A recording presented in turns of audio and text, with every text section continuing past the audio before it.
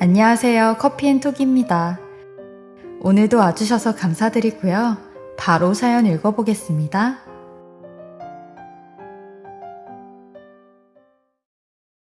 안녕하세요. 저는 40대 중반의 남자이고 6살 아들을 둔 나이 많은 아빠입니다. 제가 아들을 좀 늦게 낳은 편인데 30대 후반에 낳았어요. 늦은 나이에 낳은 만큼 제겐 더없이 소중하고 애틋한 아들입니다. 제가 결혼을 늦게 한 것도 있지만 아내가 워낙 몸이 안 좋아 원래는 아이를 낳지 않으려고 했어요. 저나 아내나 아이를 좋아하긴 했지만 아내가 몸이 안 따라주니 그냥 둘이서 행복하게 살자 하며 늦은 나이에 신혼을 잘 보내고 있었죠. 저는 어렸을 때부터 가족들과 떨어져 지내는 시간이 많아 늘 외로웠는데 아내라는 가족이 생기니 참 든든했어요. 저희 부모님이 두 분 다 따로 사시며 일을 하셨거든요. 집안 형편이 워낙 어려웠기에 저희 부모님은 집 없이 떠돌아다니시며 일을 하셨어요. 그래서 저는 친할머니 손에 맡겨져 컸고 1년에 2번 명절 때마다 부모님을 볼 수 있었죠. 그냥 엄마 아빠 얼굴을 까먹을만 하면 그때 볼 수 있었던 것 같아요. 그래도 너무 다행이었던 건 저희 부모님은 저를 버린 게 아니었으니 너무 다행이었죠. 사실 자식을 무책임하게 버리는 부모들도 꽤 많잖아요. 근데 저는 그런 불행한 사람은 아니었으니 그 어린 나이에도 약간의 긍지를 가지고 산 것 같아요. 저희 어머니도 항상 어린 제게 해주셨던 말이 있는데 용대야, 딱 10년만 이렇게 할머니랑 살고 그 다음부턴 엄마랑 아빠랑 같이 살자. 엄마랑 아빠가 10년 동안 일 열심히 해서 우리 용대 다시 데리고 올게. 그러니까 조금만 참자, 응? 이라고 해주셨죠. 그래서 전 늘 이런 엄마의 말을 가슴에 새기며 한결같이 10년을 기다리며 살아온 것 같아요. 그리고 이런 부모님을 위해 제가 할 수 있는 건 공부밖에 없다 생각했어요. 지금 제 나이에 공부라도 열심히 해야 성공을 할 수 있겠다 생각했거든요. 비록 시골 학교였지만 항상 전교 1, 2등을 놓지 않았어요. 학교에서도 수재라는 소리를 들어왔는데 중3 때 담임선생님께서 저희 할머니를 학교로 불러 고등학교는 도시로 다니게 하는 게 절 위한 거라 말씀하셨어요.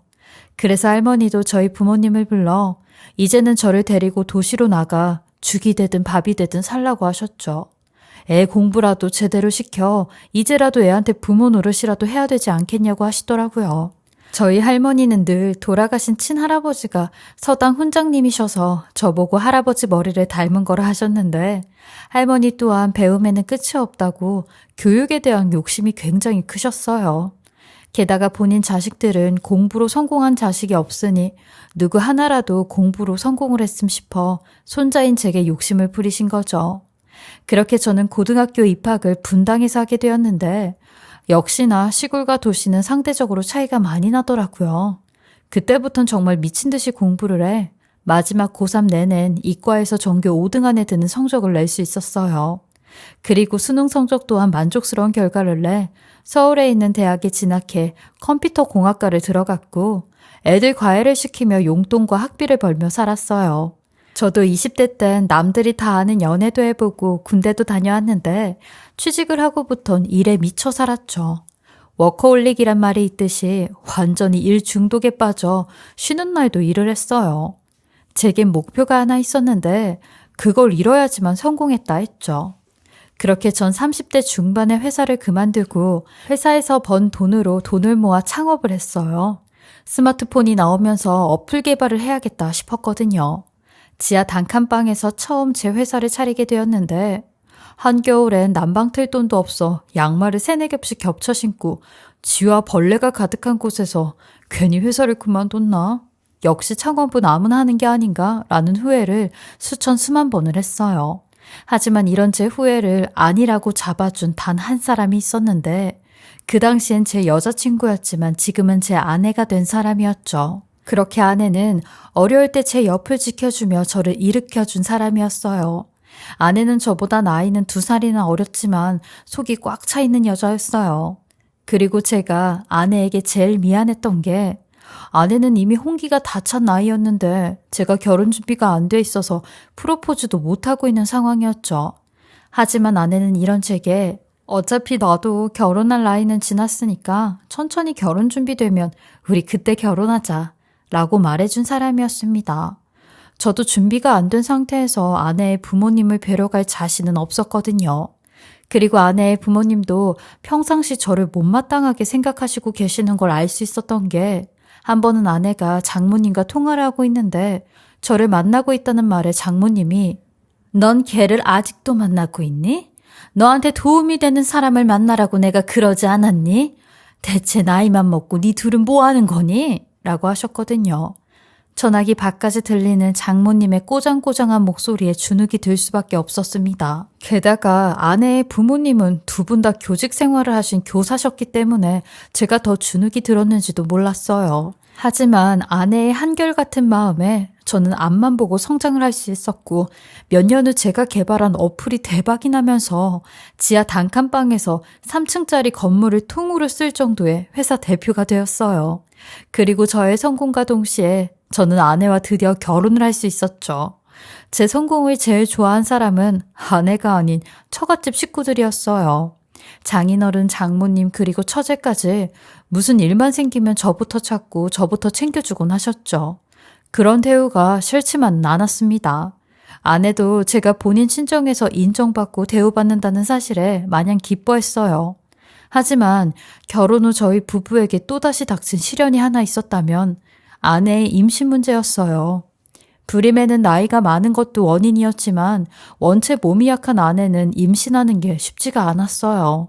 아내는 조금만 스트레스를 받거나 신경을 쓰는 일이 있으면 금방 안면마비가 오곤 하는데 이런 건강이 걱정이 되어 다니던 직장도 제가 그만두라고 했어요. 매번 장모님은 이런 아내가 병원에 입원을 할 때마다 제게 이서방, 이거 참 미안하게 됐네. 아니 쟤는 왜 저렇게 몸이 약한지 몰라. 우리 둘째 애는 튼튼하기만 한데 쟤 누굴 닮아 저렇게 약해 빠졌는지. 내가 교직에 있을 때도 저렇게 약한 애들은 정신력이 문제라고 했었는데 내 딸이 저리 아프니 누굴 탓할 수도 없는 노릇이고 이거 참 면목 없게 됐네 라는 말을 하셨죠. 되려 저는 이런 아내가 안쓰럽고 가여운데 장모님은 제 속도 모르고 아내의 트집만 잡으셨어요. 이런 말이 저한테는 결코 위로가 되지 않는데 말이에요. 그 이후 아내도 병원에 입원할 때마다 장모님과 처가 식구는 부르지 않았어요. 그래서 저희 어머니가 저 없는 시간엔 아내를 간호해 주셨죠.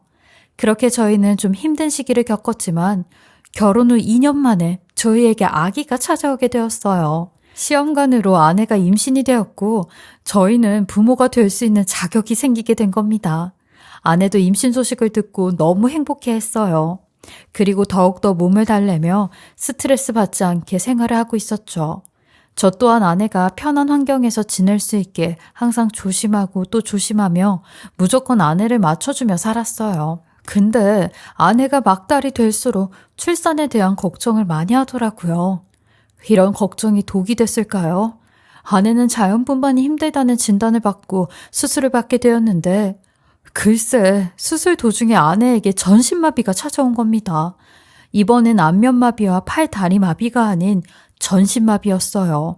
아내는 자가호흡도 힘들어 인공호흡을 하게 되었고 태어난 저희 아들조차 안을 수 없는 상황이 오게 된 겁니다. 정말 절망과도 같았어요.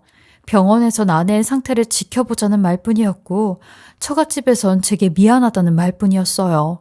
건강하지 못한 딸을 자네에게 보내서 면목이 없다고 하셨죠. 아내의 걱정보다 제 안위를 챙기는 처갓집 식구들이 좀 과할 정도로 불편하기만 했어요. 저는 회사의 모든 일을 중단하고 직원들에게 맡긴 채 보름 넘게 곁에서 아내를 보살폈고 제발 말이라도 할 수 있길 기도하고 또 기도했어요. 제가 무교였지만 그땐 정말 신이라는 신은 다 불러가며 아내를 살려달라고 기도를 했네요. 그리고 너무 가슴이 아팠던 게 제가 아내에게 저희 아들을 안겨주었는데 아내는 간신히 뜬 눈으로 아들을 바라보며 눈물만 흘리더라고요. 제게 무언가 말을 하고 싶어하는 듯한 눈빛이었는데 뭘 말하고 싶은지 알 것만 같았죠. 그렇게 저는 보름 동안 폐인처럼 아내의 곁에서만 있었는데 하루는 장모님과 장인어른이 제게 와선 자네 이러고 있는 게 내 딸한테 도움이 되는 건 아니야. 우리 유정이도 이러고 있는 자네를 볼 때마다 얼마나 가슴이 아프겠나. 장모인 나도 안쓰러워 죽겠는데 라며 눈물을 보이시더라고요. 그러더니 장인어른도 자네 장모 말이 맞네. 유정이는 우리가 보살필 테니 자네는 이만 회사를 나가보게. 아니 회사는 지켜야 될 거 아닌가. 유정이가 다시 되돌아올 때까지 자네 가정을 지켜야 될 거 아닌가. 이런 모습은 장인인 나도 허락 못할세. 라고 하시더라고요. 듣고 보니 장인 장모님의 말씀이 맞았습니다. 회사에서도 저를 찾는 연락이 오긴 하는데 제 상황 때문에 직원들도 눈치를 많이 보는 것 같았고 제 밑에 딸린 식구들을 생각하니 대표이자 가장인 제가 이렇게 무너지면 안 되겠다는 생각이 들었습니다. 그래서 장모님 말씀대로 아내를 장모님에게 맡기고 저는 다시 회사로 출근을 하게 되었어요. 그리고 퇴근을 하면 아내 병원에 들려 얼굴을 보고 가는 그런 생활을 하게 되었어요. 저희 아들은 어머니께서 봐주셨고요. 그리고 이런 생활이 8개월쯤 접어두었을 때 제게 믿을 수 없는 일이 생기게 되었습니다. 퇴근을 하고 좀 느지막하게 아내의 병원으로 갔는데 저희 아내의 병실이 텅텅 비워져 있는 겁니다. 저는 당장 담당 간호사님을 찾았고 이 밤에 아내가 어딜 간 거냐고 호들갑을 떨었어요. 그러니 간호사님이 저를 이상하게 쳐다보시며 보호자님, 오늘 오전에 사모님 요양병원으로 이송되셨잖아요. 아니, 모르시고 계셨어요? 라고 하는데 그 말을 듣자마자 미친 사람처럼 내가 보호자인데 내 허락 없이 아내가 대체 어딜 간 거냐고 발을 동동 굴렸어요. 그러니 간호사님은 알아보고 말씀을 드린다고 했고 저도 곧바로 장모님께 연락을 드렸습니다. 그러니 장모님은 전화를 받지 않으셨고 장인어른과 처제 또한 전화가 연결이 되지 않는 겁니다. 그리고 곧이어 간호사님이 오셔선 저희 처갓집 식구분들이 퇴원을 시켰다는데 저는 그 말을 듣자마자 바로 처갓집으로 뛰쳐갔고 도착을 해선 대문을 부서질 듯 치며 문 열으시라고 했어요. 그러니 얼마 뒤 장모님이 나오시더라고요. 온 집안을 헤집고 아내가 혹시 여기 있나 돌아다녀도 보이지 않더라고요. 저는 그런 장모님에게 대체 유정이 어디로 간 거냐고 난리를 쳤어요. 그러니 장인어른이 제게 소리를 치며 자네 미쳐도 곱게 미쳐야지. 어딜 어른 앞에서 소리를 치고 있나? 고정하고 여기 앉게 라고 하시더라고요. 그 말에 저도 모르게 눈물을 보이며 아내의 행방에 대해 찾았어요. 그러니 장모님이 아주 힘겹게 입을 떼시며 내가 한 걸세. 자네 우리 유정이랑 헤어지게. 우리 유정이 언제 일어날지도 모르고 자네가 그렇게 유정이 때문에 힘들게 살고 고생하는 거 부모된 입장으로 미안해서 더 이상 못 볼 것 같아서 내가 일부러 자네 몰래 유정이 다른 병원에 조용한 곳에 입원시킨 걸세. 좋은 곳에 입원시켰으니까 자네도 우리 딸 때문에 마음고생하지 말고 이혼하거나 다른 사람 만나게 해. 우리 딸 떠나가라고 라며 오열을 하시는 겁니다. 그 말에 머리가 핑 돌아 쓰러질 뻔했어요.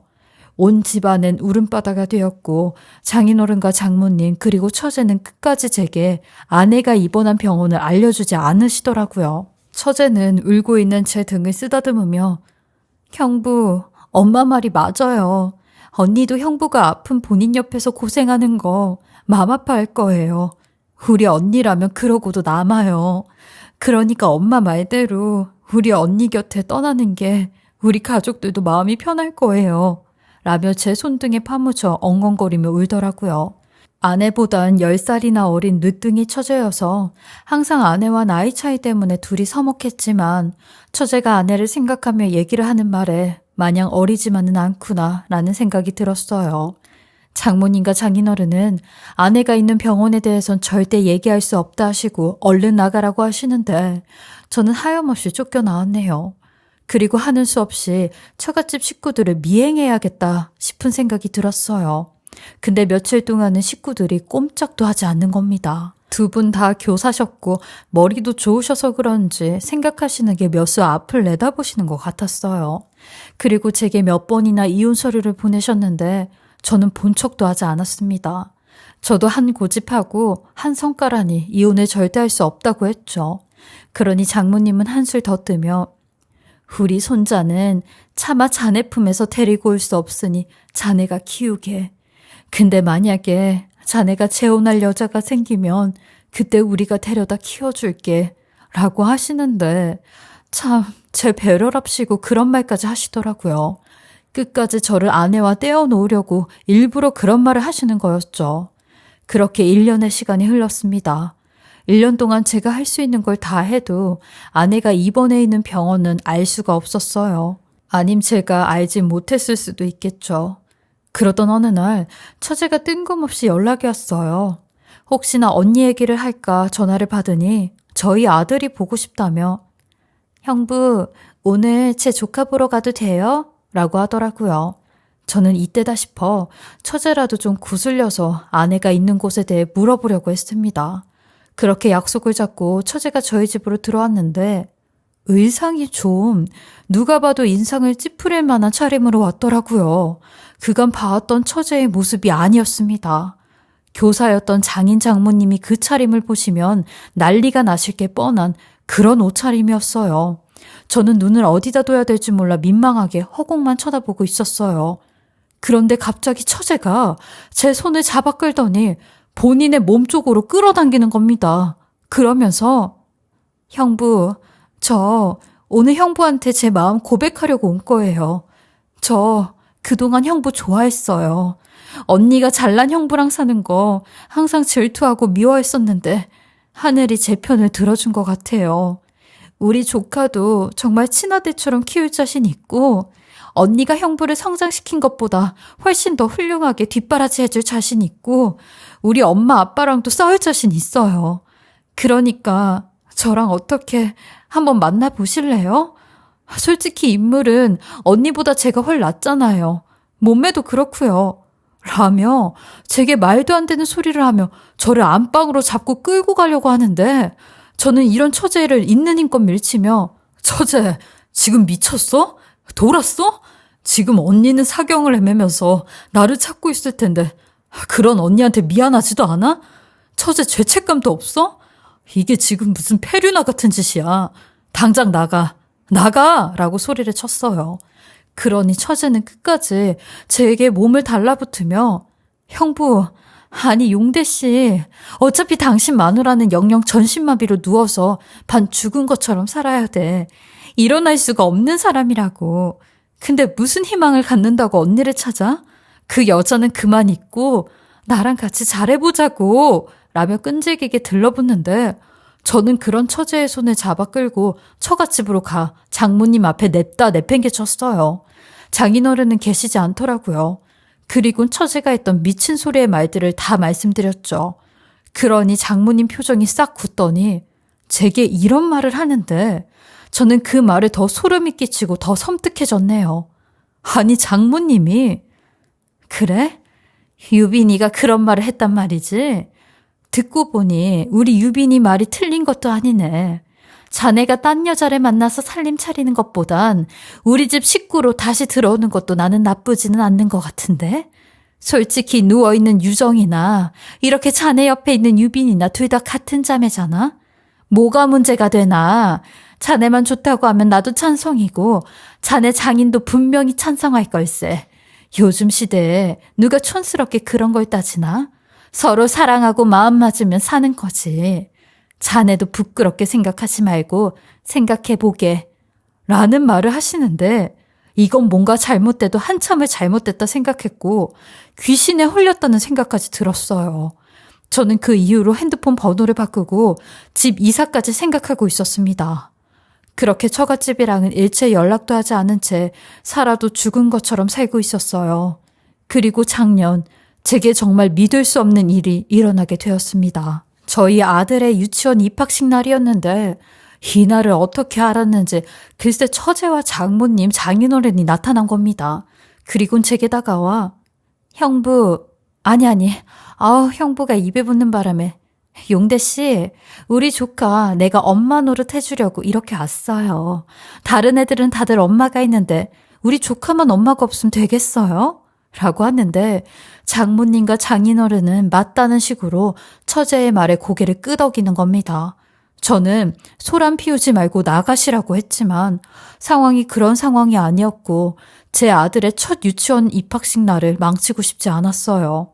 저는 입학식이 어떻게 흘러갔는지도 모르게 끝나자마자 아들의 손을 붙잡고 재빨리 강당을 빠져나오는데 문 앞에 어떤 목발을 짚은 한 여자와 부딪히게 되었고 그 여자는 힘없이 픽하고 쓰러지는데 그 여자를 부추겨 괜찮으시냐고 물었고 저는 그 여자의 얼굴을 보는 순간 귀신이라도 본 듯 사색이 되고 말았습니다. 그 여자는 바로 제 아내 남유정이었거든요. 아내는 저와 제 아들을 보며 흐느끼며 웃고 있었고 그 모습을 본 처갓집 식구들은 하나같이 말을 더듬으며 네가 대체 어떻게 온 거냐고 몇 번이나 같은 말을 반복이는데 아내는 제게 본인을 좀 일으켜달라고 말했고 밖으로 나오자마자 엄청난 사실들을 폭로하기 시작했습니다. 아내의 입에서 나온 첫 번째 말은 바로 장인 장모에 대한 말이었죠. 역시나 계모 계부는 다르네요. 어딜 가나 계모 계부는 이렇게 인간 이하의 쓰레기네. 몇 년 동안 임신이 안 돼서 나를 입양해놓고 10년 뒤에 니들 자식 저 여우 같은 기집애 낳고 나니까 나는 자식으로 보이지 않았지. 교사인 니들 체면, 니들 인성에 오점 남겨질까봐 다른 사람들한텐 내가 입양하라고 말하지 말라고 그랬잖아. 그래서 내 남편한테까지도 내가 입양하라는 사실을 평생 말하지 못하고 살았어. 라며 악을 쓰는데 저는 아내를 쳐다봤어요. 알고 보니 장인 장모는 아내의 말대로 친부모가 아니었고 처제 또한 친동생이 아니었는데 그러니 제게 몇 년 동안 말도 안 되는 짓을 한 게 맞춰지기 시작했어요. 그리고 곧이어 5년 동안 날 한 번도 찾지 않은 당신들 덕분에 요양병원에서 나를 가엾고 불쌍하게 여겨서 어떻게든 살아보라고 죽도록 재활치료해서 내가 이렇게까지 두 발로 걷게 된 거야. 내가 재활치료하면서 얼마나 당신네들을 곱씹었는지 알아? 나 여기다 버린 당신들 찾아가서 내가 복수할 거라고. 니들 그 추악하고 더러운 속내 세상 사람들한테 다 밝힐 거라고. 라고 하는데 아내는 그 말까지 한 뒤 그 자리에서 그냥 쓰러져 버리더라고요. 그러니 그 세 사람은 저게 지금 머리가 어떻게 된 거 아니냐며 말도 안 되는 소리를 짓거리고 있다는데 저는 그런 장인과 장모에게 다가가 아내가 한 말이 전부 다 사실이니까 저렇게까지 5년 동안 죽어라 재활치료해서 여기로 온 거 아니겠냐고 난리를 쳤어요. 이 모든 사실관계가 밝혀지면 그땐 내가 진짜 가만 안 두겠다고 하며 쓰러진 아내를 일으켜 집까지 데리고 왔어요.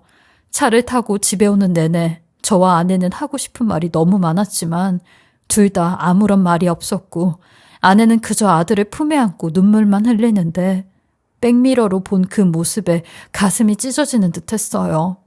집에 돌아와 여태까지 있었던 모든 일을 듣게 되었는데 양부모인 장인 장모가 강원도 산골에 있는 요양병원으로 본인을 보냈고 재활치료 후 목발로 걷게 된 날부터 아내의 절친한 친구의 도움을 받아 친정 식구들을 미행해 여기까지 따라오게 되었다는 겁니다. 이런 아내에게 저는 너무 미안하다고 했어요. 당신을 찾을 수 없었다는 게 다 변명 같다고 하니 아내는 이런 제게 아들을 잘 키워줘서 고맙다라는 말뿐이었고 본인을 기다려줘서 고맙다라는 말뿐이었어요. 저 또한 아내에게 제게 일어났던 모든 일에 대해 얘기하니 아내는 마치 예상했다는 듯 장인 장모가 매번 돈을 많이 벌게 된 절 눈여겨봤다고 하는 겁니다. 그러니 돈을 보고 저와 지 친딸을 만나게 하려고 한 거죠. 그렇게 저와 아내는 이 모든 사실을 공유한 후 이 인간들을 고소하고 싶었지만 친족 상돌의 적용으로 직계 존비속은 고소가 안 되는 상황이었어요. 그래서 저희 또한 이 세 사람의 악행을 어떻게 하면 알릴까 고민하다가 장모님의 칠순을 이용해 일가 친척, 지인, 친구 그리고 동료 교사였던 분들까지 한자리에 있는 잔치에서 이들의 악행을 전부 다 얘기했어요. 그날 이후 장모와 장인은 저희에게 이제 사회생활은 끝났다며 본인들을 사람 취급도 안 하고 하나 있는 본인 친딸도 결혼하긴 글렀다며 어떻게 피해 보상할 거냐고 난리를 치는데 저는 그런 인간 말종 같은 세 사람에게 그러는 당신들은 내 아내 인생을 어떻게 되돌릴 거냐고 했어요. 자식이랑 떼어놓고 남편이랑 떼어놓고 5년을 혼자 무섭게 지냈는데 그 세월은 어찌 보상할 거냐고. 그거에 비해선 당신네들이 지금 겪고 있는 일은 비교가 안 된다고 하며 우리 인생에 얼씬도 하지 말라고 큰소리치고 두 번 다시 찾아오면 그땐 법적으로 대할 거라고 쐐기를 박았네요. 제 40평생 살며 이런 일을 겪을 줄은 정말 꿈에도 몰라 이렇게 사연을 보내게 됩니다. 제 인생도 제 인생이지만 저희 아내의 인생이 너무 기구해 제가 대신 사연을 보내봐요. 현재 저희 가족은 너무 행복하게 잘 지내고 있고요. 아내 또한 대학병원에서 제대로 된 재활 치료를 받으며 하루하루 있는 힘을 다해 운동을 하고 있습니다. 이렇게 힘들었던 만큼 저희 가족 이제는 좀 행복했으면 좋겠어요. 제 긴 이야기 들어주시고 읽어주셔서 감사하고요. 항상 가족들이 곁에 있을 때가 제일 행복하고 온전하다는 걸 잊지 마셨으면 좋겠습니다. 제 이야기 들어주신 모든 분들도 건강 잘 챙기시며 좋은 일만 가득하시길 바라겠습니다. 지금까지 커피앤톡이었습니다.